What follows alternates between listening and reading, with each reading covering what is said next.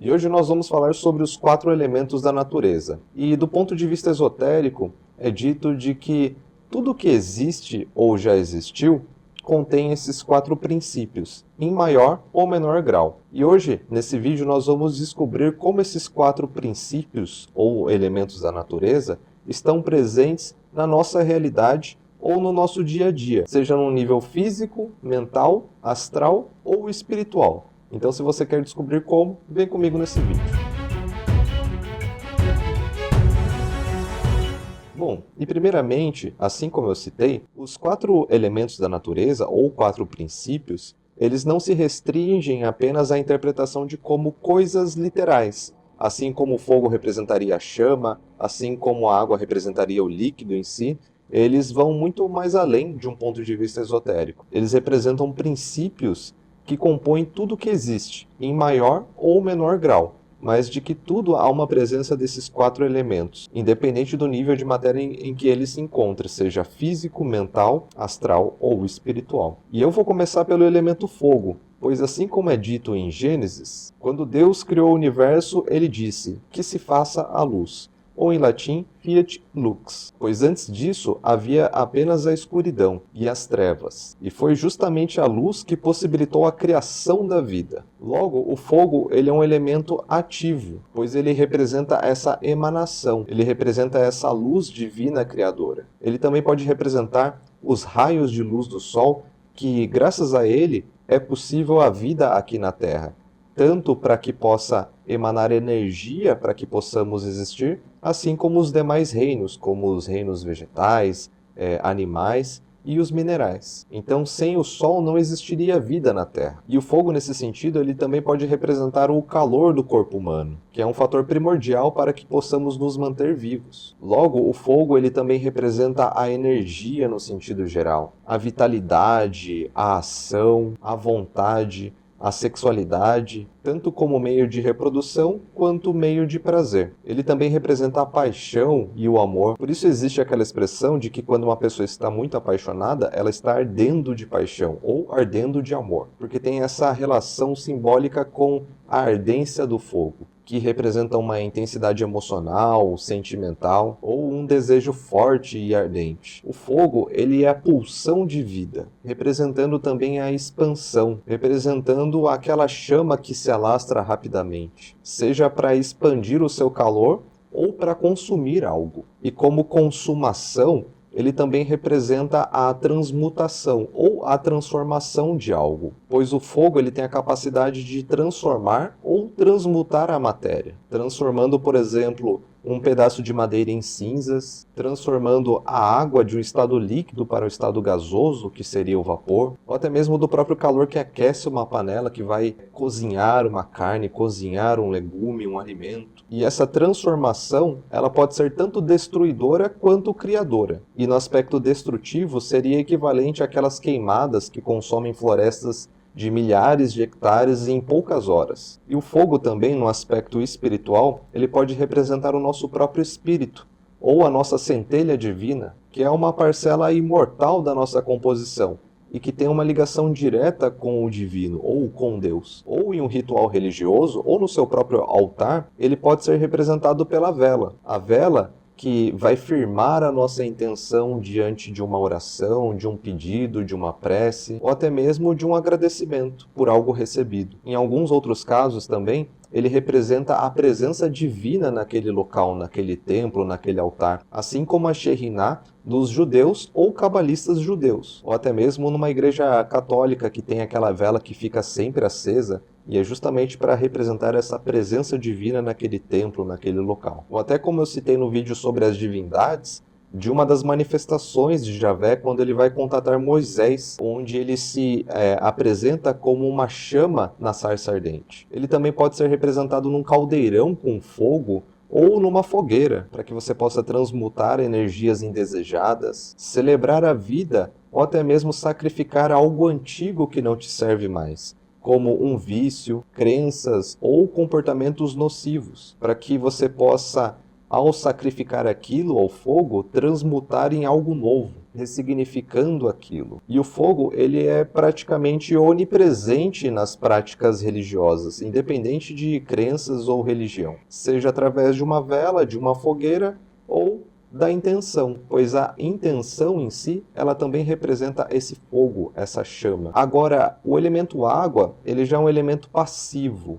receptivo, e ele é considerado a fonte de vida, a vida que se formou a partir das águas dos oceanos, ou da vida que se geriu no líquido amniótico no útero de uma mulher, ou no útero de um animal também. E a água, ela é nutritiva. E não é à toa que ela compõe cerca de 70% do nosso corpo humano. E que sem ela, a vida também não é possível. É ela que ajuda a preservar as coisas, a nutrir as coisas, gerar ou dar forma. Ela também representa as nossas emoções, os nossos sentimentos, pois assim como quando nós nos emocionamos intensamente com algo, seja através da tristeza ou da alegria, gotas de água com sal escorrem pelos nossos olhos, pois ela transborda aquilo que está em excesso ou fluindo dentro de nós. Então ela acaba representando também não somente como as águas dos oceanos, mas também as águas internas dentro de nós, que também podem ser representadas pelo nosso inconsciente. E por isso é dito que, em alguns casos, quando você sonha com o oceano ou com o mar,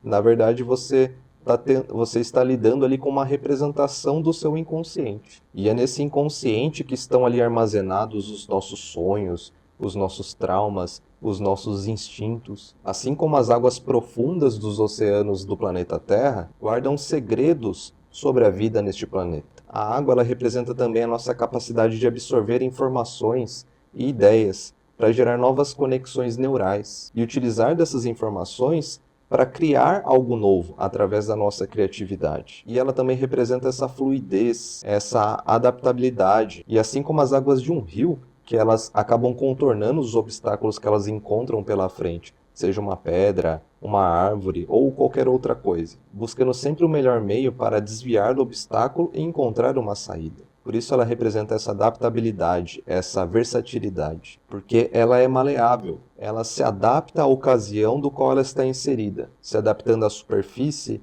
como por exemplo a um copo ou a uma piscina. E em práticas religiosas, ela representa a purificação, seja através de um batismo, através de um banho de cachoeira, banho de mar, um banho de ervas também, da própria água benta ou da água magnetizada, ou até mesmo em rituais de iniciação, ou até mesmo aquele copo com água que você coloca no seu altar como uma oferenda ao seu divino. Ou também de uma bebida alcoólica, como o próprio vinho, ou a cachaça também, que é utilizada em religiões de matriz afro-brasileiras, como um meio de você se conectar ao seu divino para agradecer ou pedir por algo. Já o ar, ele é um elemento ativo, ele é um elemento expressivo. Ele é responsável por transportar as partículas de matéria pelo ar, como a luz, o som, os aromas, o calor, a umidade. Então é graças ao ar que nós conseguimos perceber e sentir os aromas, seja de um incenso ou de uma flor, e é graças a ele que nós conseguimos também ver as coisas por conta da luz que acaba sendo transportada por ele. Assim como quando você está ouvindo uma música também, essas frequências elas são transmitidas através do ar, do canto dos pássaros, ou até mesmo de um avião que transporta pessoas de um lugar para o outro, da luz das lâmpadas que iluminam os nossos lares ou as ruas da sua cidade. Então o ar ele é leve, ele é expansivo, ele consegue preencher os ambientes com facilidade, pois ele é volátil. E ele, num aspecto mental, ele também pode representar a nossa mente racional, como a nossa capacidade de organizar informações para transformar em falas, escritas, ou de analisar uma situação, se é uma situação de risco, se é uma oportunidade. Então seria basicamente a nossa capacidade de pensar e refletir sobre as coisas. Por isso é dito de que pessoas que são muito imaginativas ou têm muitas ideias acabam tendo a cabeça mais aérea. Então o ar ele representa a nossa capacidade de ter consciência sobre as coisas que nós percebemos também, justamente representando a nossa mente consciente e racional. E dentro desse aspecto simbólico do ar, ele também pode representar os processos bioelétricos que acontecem no nosso corpo, que mandam informações para o nosso cérebro, transportando essas informações e estímulos para o nosso cérebro e transformando em informações, para que a gente possa reconhecer uma dor quando a gente se machuca, que a gente possa perceber quando estamos com fome, quando o nosso estômago está vazio, ou até mesmo para bombear mais sangue para o nosso corpo quando nós vemos alguém que nós gostamos muito ou que odiamos muito, seja através do amor ou do ódio. Então, dentro dessa compreensão esotérica, ele é um veículo, ele é um transportador, ele é um meio que nos permite realizar trocas, nos comunicarmos com as pessoas, nos expressarmos, tanto para ouvir quanto para falar, ou para escrever, ou até mesmo ler. Ele é aquele sopro de vida que dá vida ao Adão, que dá vida ao golem de barro. E nas práticas religiosas ele pode ser representado pelo incenso, ou pela voz que canta os hinos, a voz que faz as orações, a voz que conjura ou lê os textos sagrados, o som das músicas, dos hinos, dos instrumentos musicais, ou até mesmo aquele ar da baforada do charuto, da baforada da cigarrilha, ou daquele sopro que você faz no pó mágico. O ar, ele está presente em tudo isso. E a Terra, ela já é um elemento passivo. É através da sua representação de solidez que ela nos permite ter um corpo físico para interagir com o mundo através dos nossos 5 sentidos, pois ela representa a matéria, seja a matéria do carbono que compõe o nosso corpo físico ou do carbono que compõe as estrelas. Em algumas vertentes de pensamento é dito até que a Terra, ela é a condensação dos 3 elementos anteriores do qual eu citei, como se fosse a soma e união desses 3, pois é ela que dá a base para que eles possam ser sustentados no mundo físico.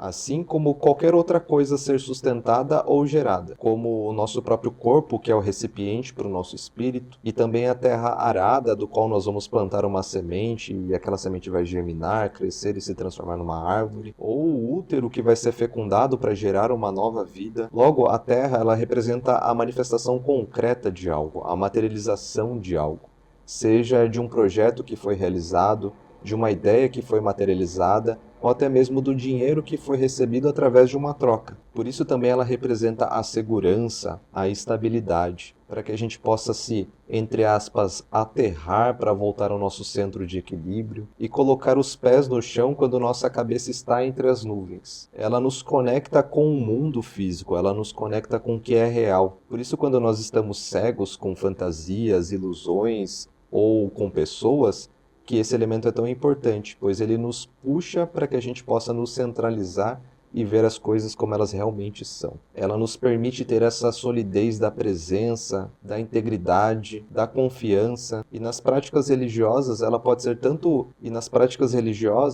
ser o contato com a natureza, que na mitologia grega seria, por exemplo, a deusa Gaia, que representa a natureza como uma entidade viva, que é a Mãe Terra. E nas nossas práticas espirituais ou religiosas, a gente pode representar esse elemento através das oferendas, como frutas, flores, ou até mesmo de imagens ou estatuetas que representam o que é divino para nós, porque eles seriam uma materialização de uma representação do que é o divino. Ela pode ser representada também através de um pantáculo, de selos, sigilos, que seria a materialização de uma intenção. Pode ser representada pelo sal também, ou a hóstia que você recebe na missa, ou até mesmo pedras e cristais. E com esses 4 elementos nós podemos compor o nosso altar pessoal, colocando ali e fazendo relações com essas referências que eu trouxe para vocês. Então você pode colocar, por exemplo, ali uma vela, um copo com água, colocar uma estatueta, uma imagem do que representa o divino para você, colocar oferendas de frutas ou flores, ou cristais também. Então vai muito do que você se afiniza para que você possa realizar essas correspondências. E também não podemos esquecer do 5º elemento, que seria o éter, o vazio, o aksha ou o espírito, e é a partir dele que surgem esses 4 elementos, sendo ele um elemento mais sutil, sendo ele um elemento mais transcendente, etérico ou que representa a nossa origem divina. E em uma prática religiosa ou espiritual, esse elemento ele está presente quando nós estamos presentes de corpo e alma naquilo, pois é quando nós conectamos o espírito à matéria é que a magia acontece de fato. É ele que vai animar a matéria, magnetizar, para que ela se torne algo vivo e também algo sagrado para nós. Pois sem a ação do espírito sobre aquele objeto, ele continuaria sendo apenas um objeto. E é justamente isso que difere o sagrado do profano, quando há um espírito presente ali, quando algo tem vida. E para os cabalistas, nós temos o tetragramaton, que seria o nome impronunciável de Deus, que é composto pelas letras em hebraico Yod, He, Vav, He, que representam e fazem alusão a esses 4 elementos também, sendo Yod, ou Yud, o fogo, He, a água, Vav, o ar, e o segundo Re, a terra. Na magia cerimonial, por exemplo, a gente tem as armas mágicas que também representam esses 4 elementos, como a vara ou o cajado, o cálice, o atame, a espada ou a faca e o pantáculo. E existe um símbolo que representa esses 4 elementos, ou a união dos 4 elementos com um 5º elemento, que é o pentagrama. E apesar da sua distorção simbólica, e sendo associado popularmente ao satanismo, e ele na verdade está presente em diversas tradições de crenças diversas ao decorrer da história, e que de modo geral ele representa essa influência do espírito sobre a matéria, ou do domínio do ser humano sobre os 4 elementos, simbolizando um equilíbrio, o domínio ou a união, e isso quando ele está representado com a sua ponta para cima. Quando ele é representado com a ponta para baixo, ou seja, quando ele está invertido, ele representa ao contrário, ele representa a influência ou o domínio da matéria sobre o espírito, ou sobre o ser humano. E por isso que, de forma popular e na grande mídia, esse símbolo invertido é representado como algo maléfico. Mas isso seria uma redução muito simplista desse símbolo, em que ele poderia representar um desequilíbrio de certa forma, quando nós estamos sendo dominados pela matéria, mas em ambos os casos, eles vão ter a sua finalidade e objetivo, que devem ser compreendidos para poderem serem utilizados da forma correta. E você sabia desse significado do pentagrama e da sua relação com os 4 elementos? Deixa aqui nos comentários. Se você gostou desse vídeo, deixa seu like, compartilha com seus amigos e se inscreva nesse canal. Obrigado pela sua audiência e até a próxima.